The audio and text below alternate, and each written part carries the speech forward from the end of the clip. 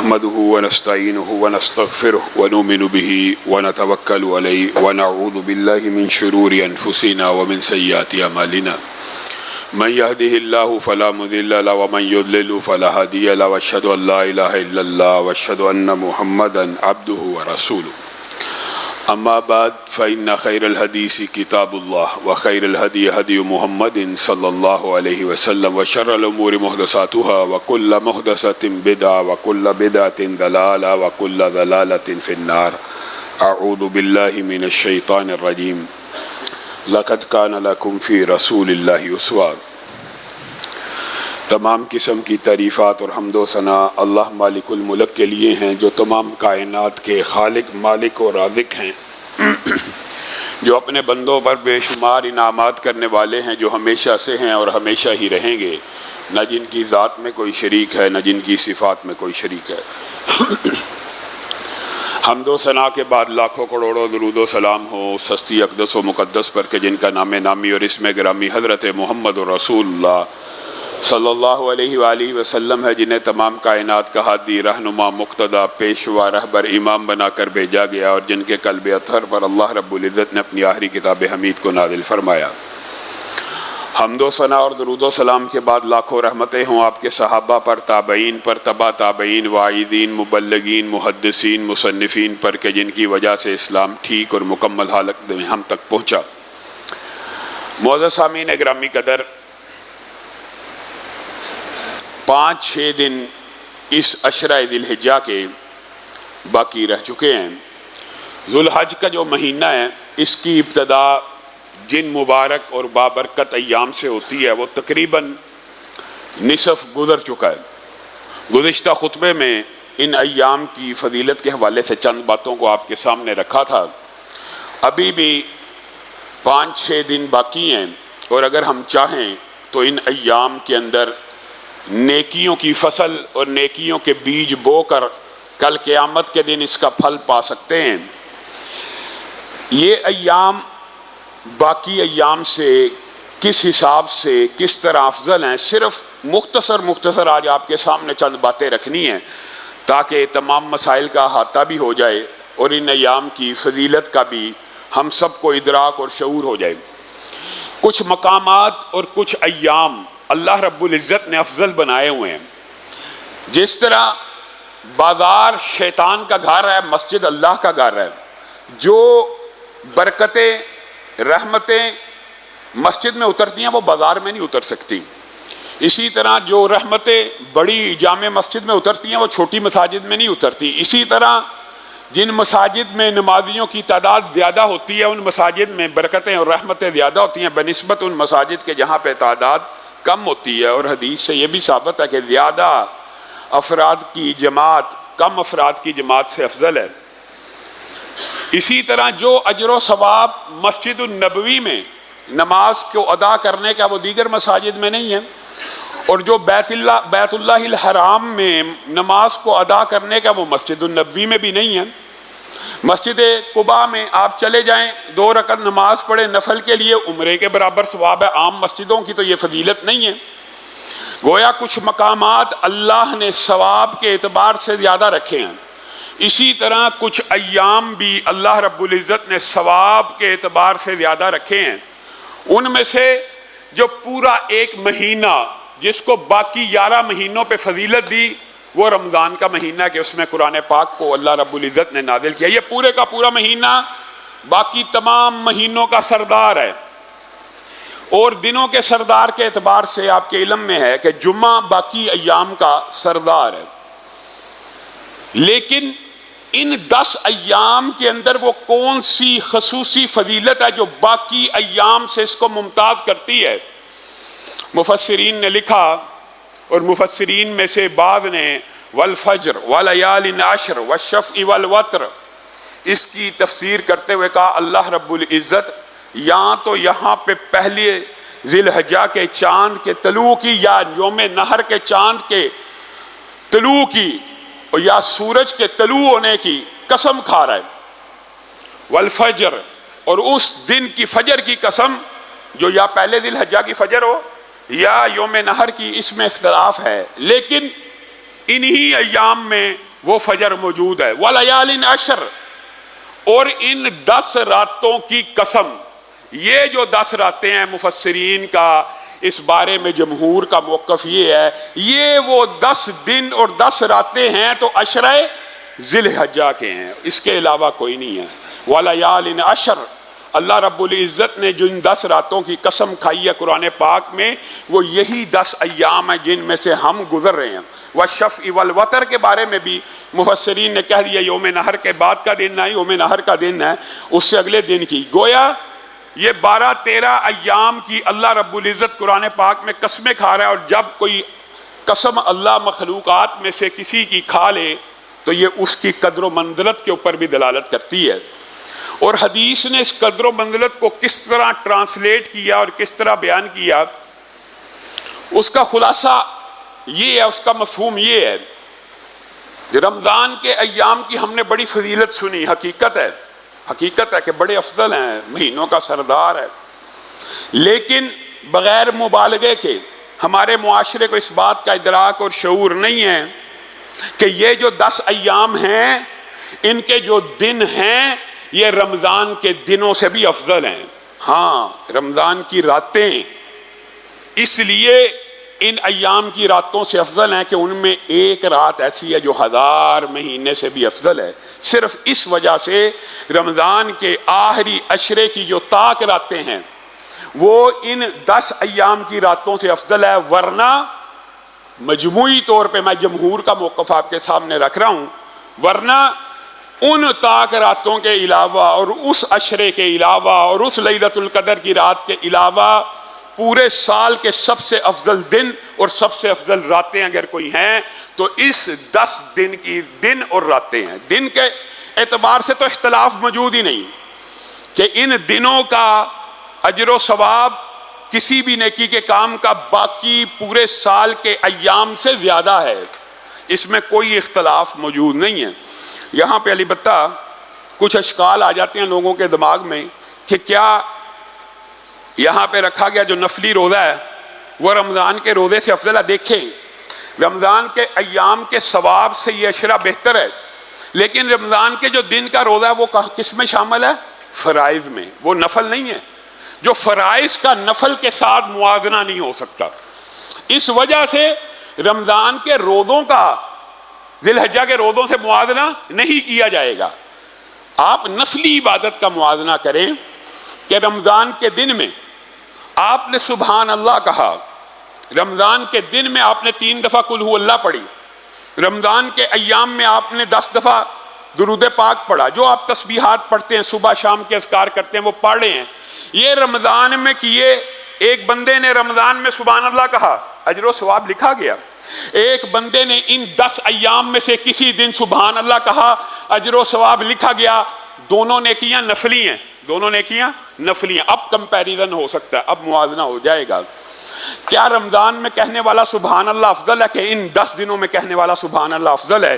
تو جمہور کا اس بارے میں موقف یہی ہے، اور اس میں کوئی اختلاف نہیں ہے کہ عشرہ ذی الحجہ میں کہا گیا سبحان اللہ باقی پورے سال میں چاہے وہ رمضان ہی کے دن کیوں نہ ہو ان سے افضل ہے۔ لیکن میں اور آپ بر صغیر کے خاص ماحول میں رہتے ہیں جہاں پہ اس عشرے کی قدر و منزلت ہمیں نہیں پتا کہ اس عشرے میں کہا گیا سبحان اللہ، رمضان میں کہے گے سبحان اللہ سے افضل ہے۔ اس میں پڑھا گیا پارا، رمضان میں پڑھے گے پارے سے افضل ہے۔ اس میں کی گئی نیکی کا کوئی عمل رمضان میں کی گئی نیکی کے اعمال سے افضل ہے۔ میں اور آپ اتنے عظیم عشرے کے فضائل اور مناقب سے غافل ہیں۔ رسول اللہ صلی اللہ علیہ وسلم نے جب یہ بات کہی نا، اس عشرے میں کیے جانے والے نیکی کے اعمال جہاد فی سبیل اللہ سے بھی افضل ہیں، تو صحابہ حیران رہ گئے۔ اور صحابہ نے پوچھ لیا، جہاں پہ سوال پیدا ہوتا تھا صحابہ پوچھ لیا کرتے تھے، اللہ کے رسول جہاد فی سبیل اللہ سے بھی افضل کہ جس کے بارے میں آپ یہ مناقب اور فضائل بیان کرتے ہیں؟ کہا جی ہاں، اللہ یہ کہ کوئی شخص نکلے جان کے ساتھ اور مال کے ساتھ، واپس آ رہا ہو تو شہید بن کے آ رہا ہے، نہ جان باقی ہے نہ مال باقی ہے۔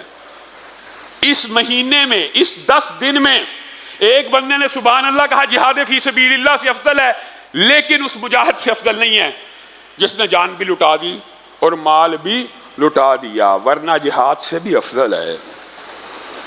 میں اور آپ غافل ہیں، چند دن باقی ہیں، ہمیں چاہیے کہ ان ایام کو اسی طرح کوشش کر کے، محنت کر کے، جد و جہد کر کے، اپنے دماغ پہ طاری کر کے، اپنے کاروباری شٹر ڈاؤن کر کے، دکانوں کو تالے لگا کے اسی طرح نیکی کا عمل کرنا چاہیے جس طرح رسول اللہ صلی اللہ علیہ وسلم ہم سے چاہتے ہیں۔ حتیٰ کہ صحابہ کا طرز عمل تو عجیب تھا کہ لوگ اس ایام سے غافل نہ ہوں۔ صحابہ کیا کیا کرتے تھے؟ معروف بات ہے، اکثر لوگوں نے سنی ہوگی، بازاروں میں نکل جایا کرتے تھے، بازاروں میں، کیونکہ بازار شیطان کے گھر ہیں اور مادیت پرستی کی ایسی جگہ ہے کہ جب آپ بڑے بڑے مالز میں چلے جائیں تو آپ کچھ دیر کے لیے ایسے مادیت ایک ایسی چیز ہے، مادہ پرستی، لگژریز، آسائشیں ایک ایسی چیز ہے، انسان ان میں جتنا مرضی متقی ہونے کو چند لمحوں کے لیے کھو جاتا ہے اور اس کو محسوس ہی نہیں ہوتا کہ میں کہاں پہ ہوں، اور یہ انسان اس کی چمک دمک سے مرعوب ہو کے اس کے حصول کی خواہش دل میں پیدا کرتا ہے۔ لیکن اللہ والے اس شیطانی وسوسے سے بھی بچ جاتے ہیں۔ وہاں پہ صحابہ ان مقامات پہ جہاں شیطان انسان کے اوپر حملہ کرتا ہے اور مادیت کی طرف لے کے چلانے کی کوشش کرتا ہے اور اللہ کو بھول جانے کا سبق دیتا ہے، بازاروں میں سب سے زیادہ اللہ رب العزت کو بھول جانے کا سبق بازاروں میں دیا جاتا ہے، اور انسان بازاروں میں اللہ رب العزت کو بھول جاتے ہیں۔ ورنہ کوئی شخص حرام نہ کمائے، کوئی شخص ناپ تول میں کمی نہ کرے، کوئی شخص ذخیرہ اندوزی نہ کرے، کوئی شخص وہاں پہ بازار میں کسی کی جیب نہ کاٹے اور کسی کے ساتھ غلط بیانی اور جھوٹ بول کر مال نہ بیچے۔ بازار ایسی جگہ ہیں، مانتے۔ تو صحابہ کا طرز عمل کیا ہوتا تھا؟ اللہ اکبر، اللہ اکبر، لا الہ الا اللہ، واللہ اکبر، اللہ اکبر وللہ الحمد۔ کہاں پہ جا کے کہہ رہے ہیں؟ بازاروں میں۔ اور کس طرح کہہ رہے ہیں؟ اونچی اونچی آوازوں میں، کہ یہ بازار کے لوگ اور بازار کی شاپنگ کرنے والے کہیں اللہ کو ان ایام میں بھول نہ جائیں۔ یہ رسول اللہ کے صحابہ کی سنت ہے، اور اس سنت کو بھی مجھے اور آپ کو زندہ کرنے کی ضرورت ہے کہ کچھ گاڑیاں، کچھ رکشے، کچھ موٹر سائیکلز، کچھ ایسا سسٹم ہونا چاہیے ان 10 ایام میں، حکومتی اجازت کے ساتھ گاڑیوں کے اوپر سپیکرز لگا کے بازاروں کے اندر چلائی جائیں اور وہاں پہ تکبیرات لگی ہوں، اللہ اکبر، اللہ اکبر، لا الہ الا اللہ، واللہ اکبر، اللہ اکبر وللہ الحمد۔ یہ تکبیروں کی صدائیں جب کسی کان میں پڑتی ہیں تو ہو سکتا کوئی اللہ سے ڈر جائے۔ اللہ اکبر، پیسہ بڑا نہیں ہے، اللہ بڑا ہے، تجارت بڑی نہیں ہے، اللہ بڑا ہے، شیطان بڑا نہیں، اللہ بڑا ہے، مادیت پرستی بڑی نہیں، اللہ بڑا ہے۔ ہو سکتا ہے کسی کو ہدایت مل جائے۔ اور اگر کوئی یہ کام نہیں کر سکتا تو آج ہی سے باقی جتنے ایام ہیں، جب بھی بازار جانے کا موقع ملے، دکان سے شاپنگ کرنے کا موقع ملے، عمدن جان بوجھ کے اپنے اوپر طاری کر کے کم از کم اونچی آواز میں تکبیر ضرور کہیے، اللہ اکبر، اللہ اکبر، لا الہ الا اللہ، واللہ اکبر، اللہ اکبر وللہ الحمد۔ دکاندار کو پتہ لگے، ہو سکتا ہے آپ سے سوال کرے، بھائی کیوں پڑھ رہے ہو؟ اس کو بتایا جائے، گاہکوں کو پتہ چلے کہ ان ایام کی یہ فضیلت ہے، یہ مناقب ہیں، یہ فضائل ہیں کہ ان ایام میں اللہ کی تکبیرات بلند کی جائیں گی۔ اور یہ ایام باقی دنوں سے افضل ہونے کا ایک سبب علماء نے یہ لکھ دیا کہ یہ واحد ایام ہے، واحد پورے سال کے، کہ جس میں 5 کے 5 اراکین اسلام بجا لائے جا سکتے ہیں، اور نہیں بجائے لا جا سکتے۔ رمضان میں حج ہو سکتا ہے؟ نہیں ہو سکتا۔ 5 کے 5 اراکین اسلام کے ان ایام میں بجا لائے جا سکتے ہیں۔ اس وجہ سے یہ ایام باقی ایام سے بہتر ہے۔ آپ نفلی عبادت کے طور پہ کمپیریزن کریں، صرف ایک روزہ رسول اللہ صلی اللہ علیہ وسلم نے کہا 9 تاریخ کا یوم عرفہ کا روزہ، اور یہ بات بھی یاد رکھ لیجئے گا، آج کے خطبے میں آپ سے کہا تھا کہ بعض مسائل کا ذکر بھی کریں گے۔ یہ 9 ذی الحجہ کا جو روزہ ہے، یہ آپ نے اپنے ملک کے 9 ذی الحجہ کا رکھنا ہے۔ سعودی عرب کا یوم عرفہ کا روزہ آپ نے نہیں رکھنا۔ ہر شہر کی، ہر ملک کی اپنی رویت ہوتی ہے، اپنی رویت کے مطابق افطار ہے، اپنی رویت کے مطابق روزہ رکھنا ہے۔ یہ جو رویت کا اختلاف ہے یہ امت کا اختلاف نہیں ہے، ہاں لوگوں نے اس کو بھی ایک اختلافی مسئلہ بیان کیا ہوا ہے۔ مثال دے رہا ہوں، سورج کس قدر تیز رفتار ہے، اس کی سپیڈ زیادہ ہے، زمین کو بھی کھینچ رہا ہے، پلانٹس کو بھی کھینچ رہا ہے، پھر بھی عصر کی نماز کا جب وقت ہوتا ہے پاکستان میں تو کیا سعودی عرب میں بھی ہوا ہوتا ہے، 2 گھنٹے بعد پہنچتا ہے وہاں تو عصر کا وقت ہو جاتا ہے۔ تو اگر جو چاند 1 دن پہلے سعودی عرب میں نکلا وہی چاند جب یہاں پہ پہنچے گا تو یہاں پہ بھی تاریخ بدل جائے گی۔ اس میں کسی قسم کے اختلاف کی یا شک کی یا شبے کی کوئی گنجائش موجود نہیں ہے۔ آپ نے 9 ذی الحجہ کا روزہ رکھنا ہے، ایک نفلی روزہ ہے، ایک نفلی روزہ، اور اس کا اجر و ثواب اس قدر زیادہ ہے کہ یہاں سے اس عشرے کی فضیلت بھی معلوم ہوتی ہے۔ رسول اللہ صلی اللہ علیہ وسلم نے فرمایا حاجیوں کے لیے تو یوم عرفہ ہے ہی ہے، ان کے لیے جو فضائل و مناقب حج پہ ہیں وہ ہیں، جو حج پہ نہیں گئے وہ کیا کریں؟ وہ 9 ذی الحجہ کا روزہ رکھ لیں۔ رسول اللہ صلی اللہ علیہ وسلم نے فرمایا مجھے امید ہے 1 سال کے نہیں بلکہ اللہ رب العزت اس ایک روزے کے بدلے میں 2 سال کے گناہ معاف فرما دیں گے، 2 سال ایک روزے کے بدلے میں۔ اب بتائیے نفلی عبادات کے اعتبار سے یہ ایام کس قدر افضل ہیں۔ پھر آگے بڑھیے، یہ تو تھوڑا سا خاکہ ان ایام کے فضائل کے حوالے سے رکھا، بہت سے ساتھی قربانی کے مسائل کے حوالے سے ان ایام میں دوچار ہوتے ہیں اور اس حوالے سے بھی سوالات پوچھتے ہیں۔ بسم اللہ۔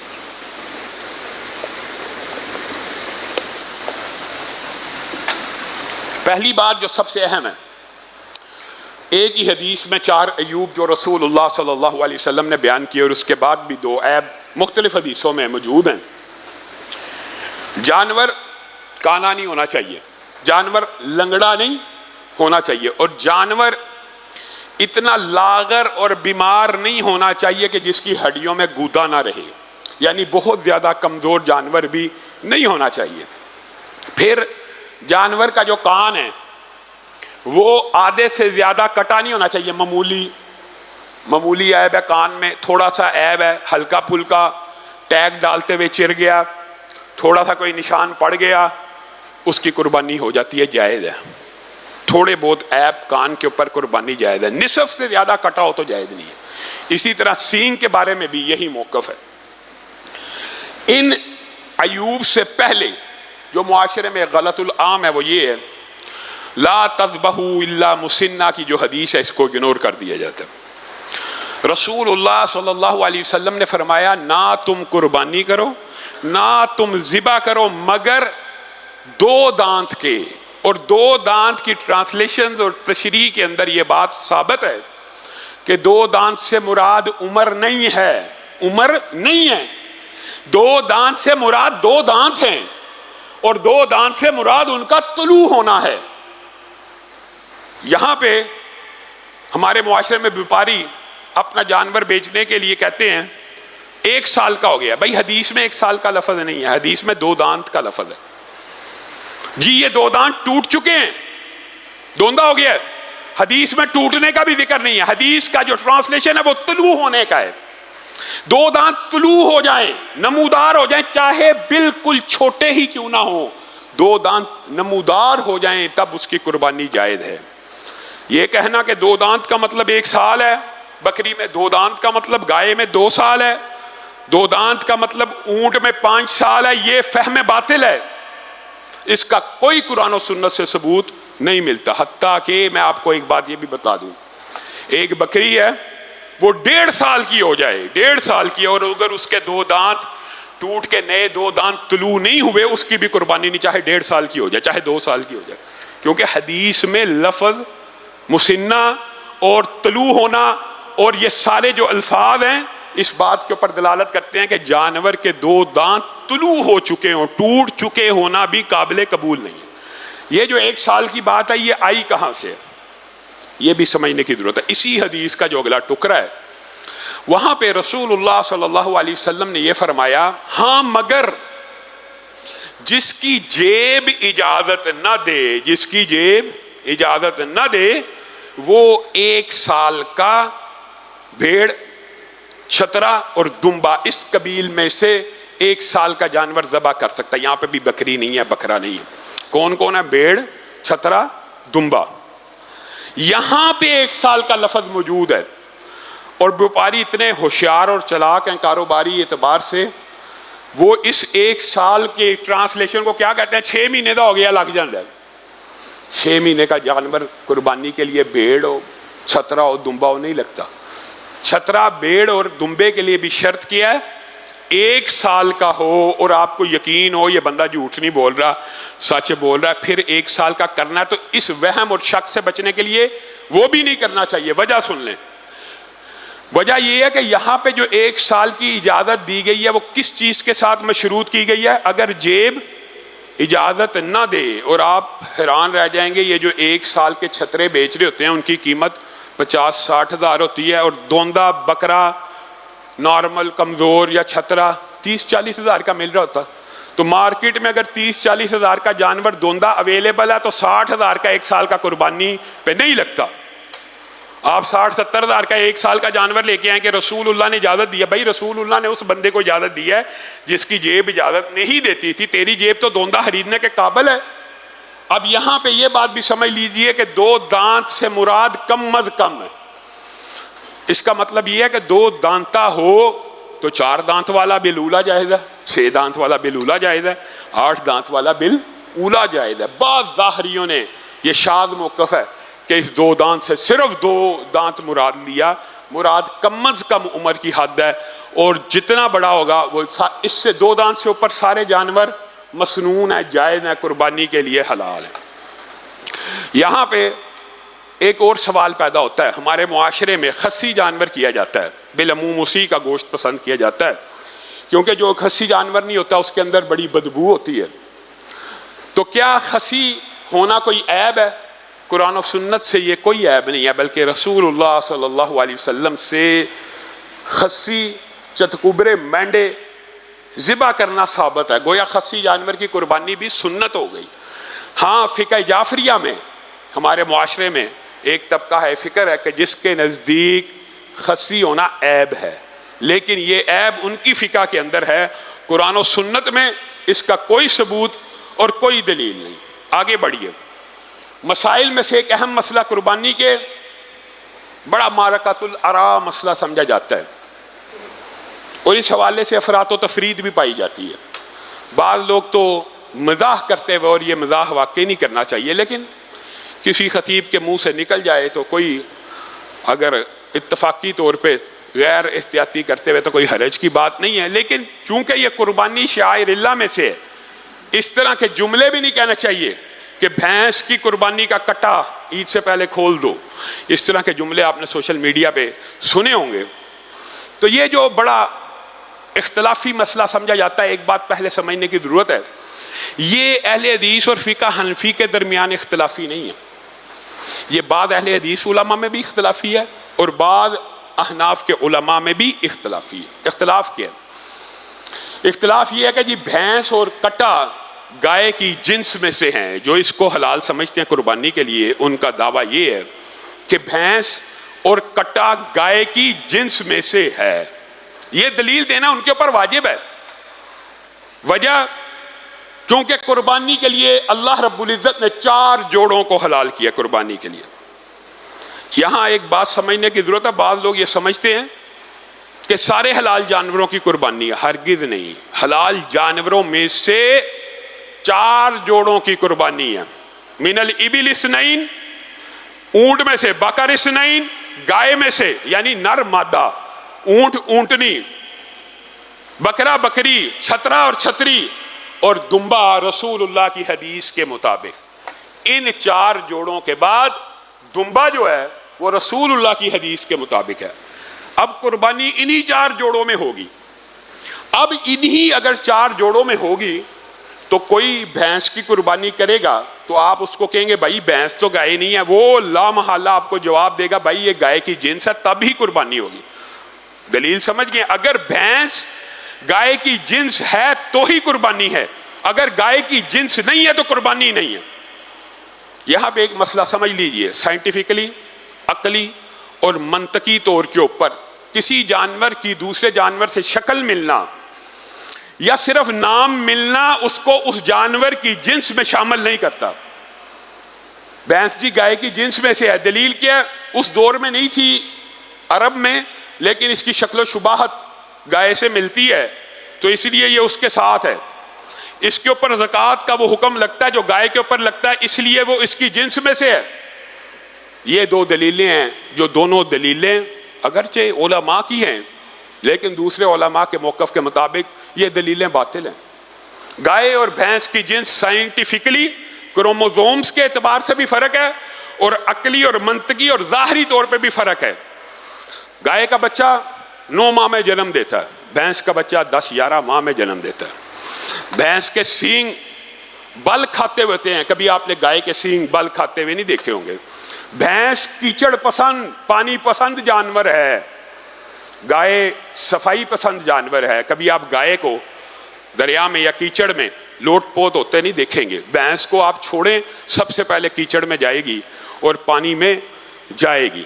دودھ کی نوعیت کا بھی فرق ہے. پھر جنس کے اختلاف ہونے کا سب سے بڑا جو سائنس کے طالب علم ہیں وہ بھی جانتے ہیں اور جو عام لوگ ہیں وہ بھی جانتے ہیں، فیملی ایک ہو سپیشیز الگ بھی ہوں لیکن اوپر سے فیملی ایک ہو تو بھی ان سپیشیز کا آپس میں اختلاط ہو جاتا ہے، آپس میں تعلق قائم ہو جاتا ہے، آپس میں انٹرکورس ہو جاتا ہے.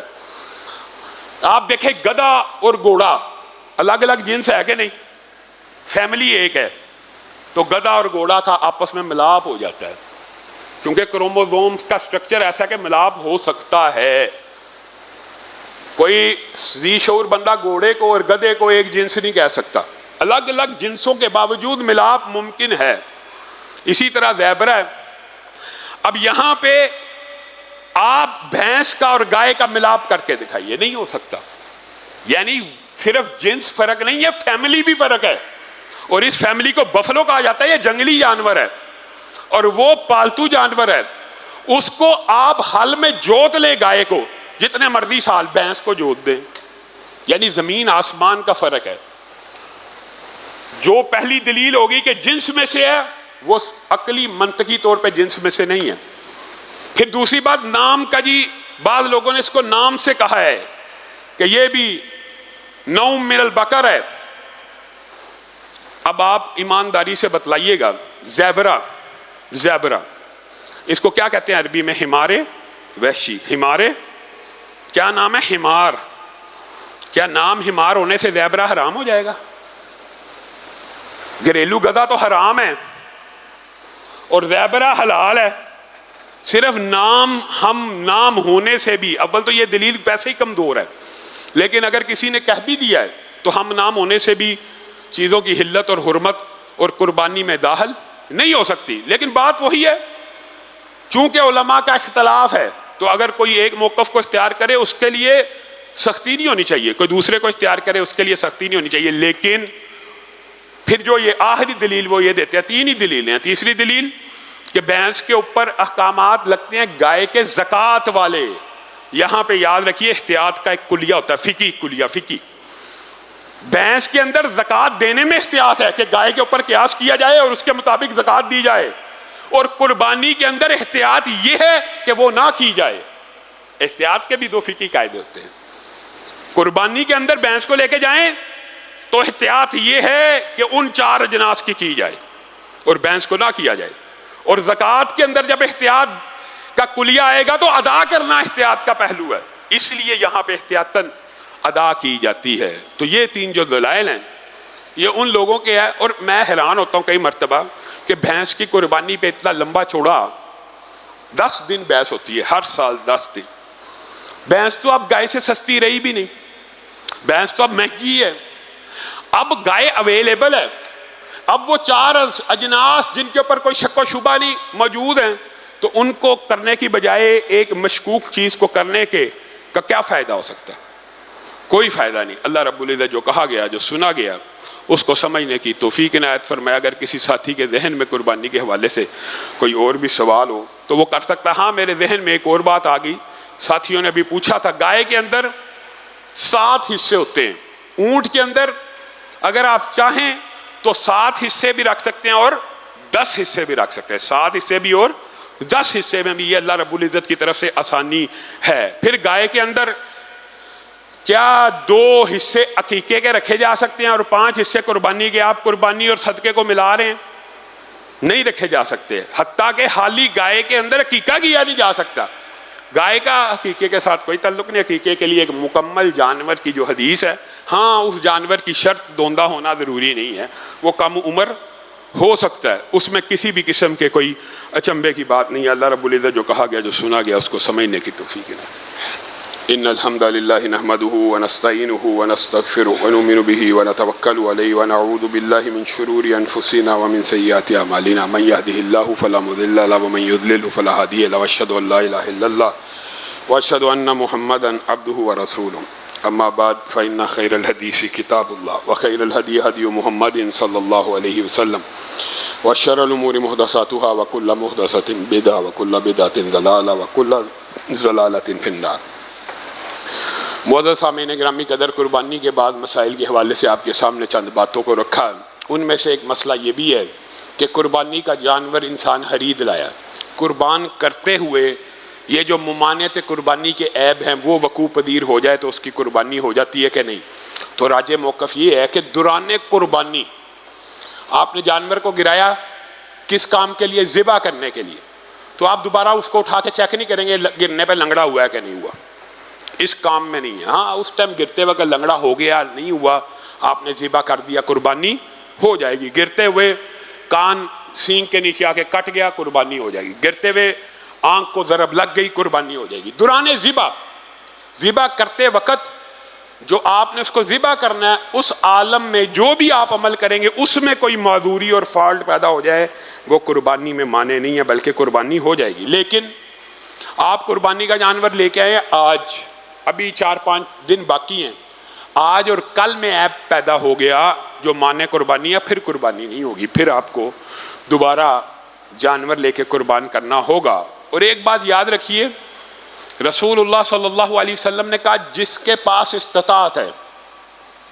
جس کے پاس استطاعت ہے، استطاعت سے مراد عید کے ایام آ گئے ہیں، یہ کسی کی جیب میں 30, 40, 50 ہزار یا 25,000, 23,000 گائے کے حصے کا، یا آپ یوں سمجھ لیجئے 20,000 سے لے کر 60-70 ہزار روپے تک موجود ہے کسی کی جیب میں، اور وہ مسلمان ہے اور وہ کلمہ گو ہے، اگر وہ قربانی نہ کرے تو رسول اللہ صلی اللہ علیہ وسلم نے فرمایا پھر وہ مسلمانوں کی عیدگاہ کے قریب بھی مت آئے۔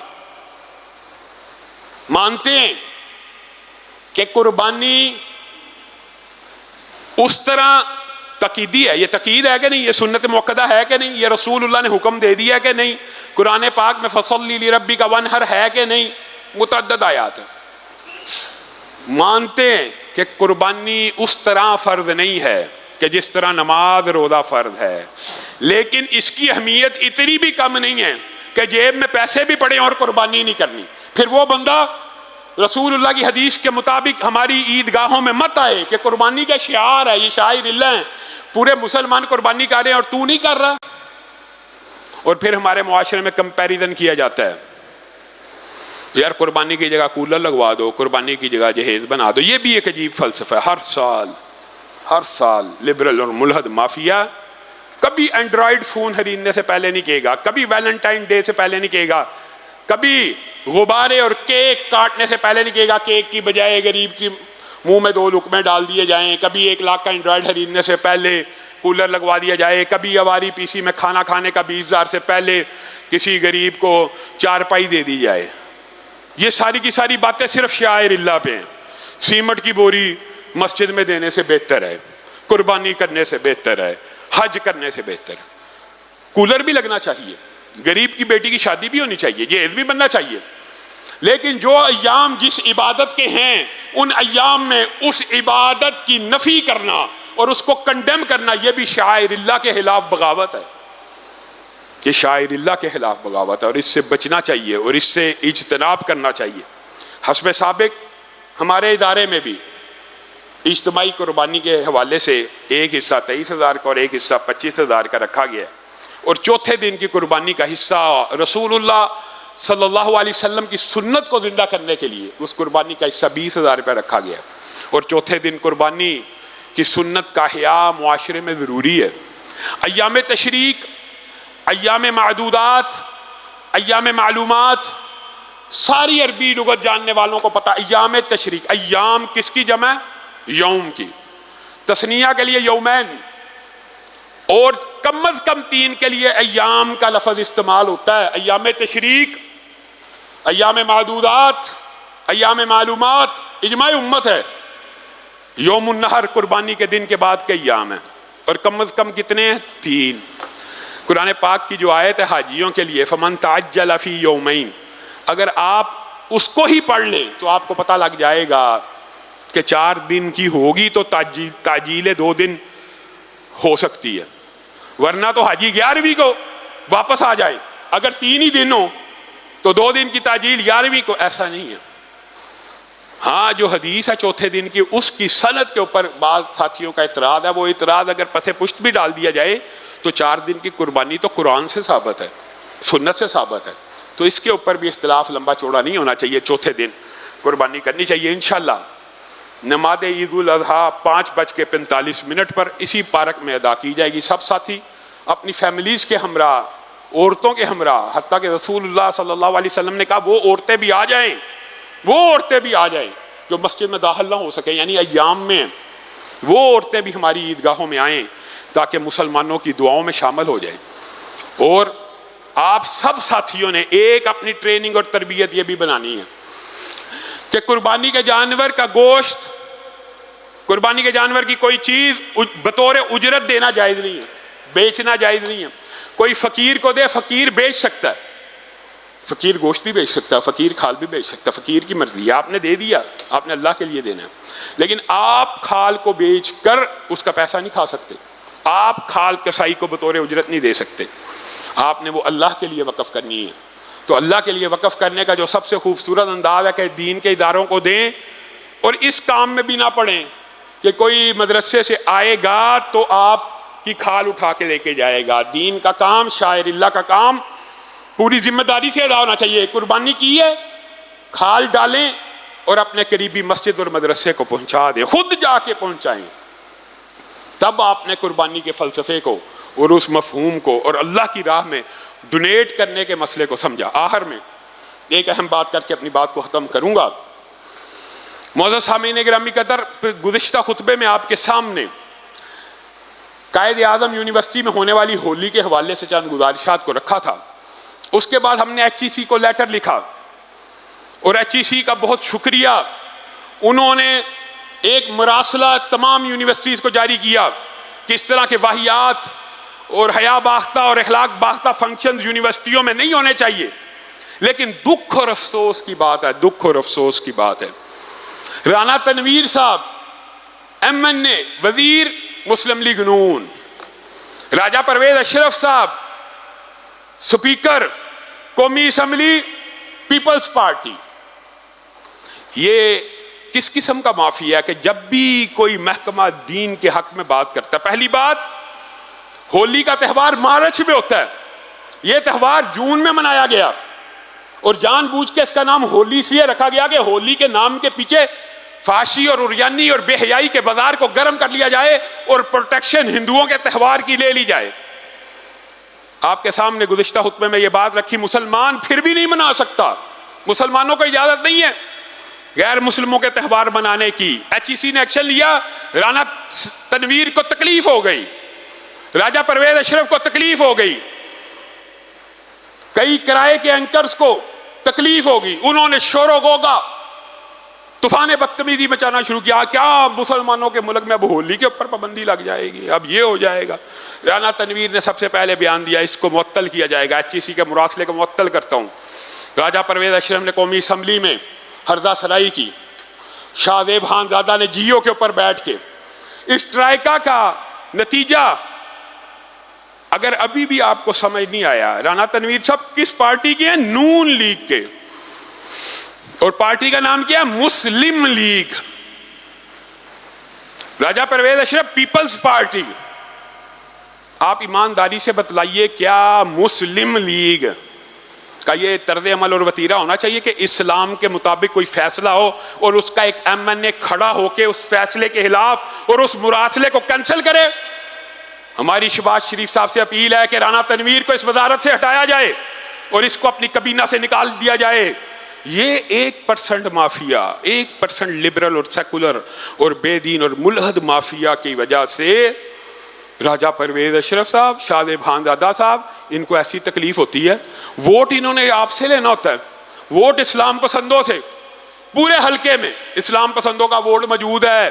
اگر رانا تنویر صاحب نے اپنا یہ فیصلہ واپس نہ لیا تو انشاءاللہ آپ بھی وعدہ کرتے ہیں نا کہ ان لوگوں کو الیکشن میں ووٹ نہیں ڈالا جائے گا.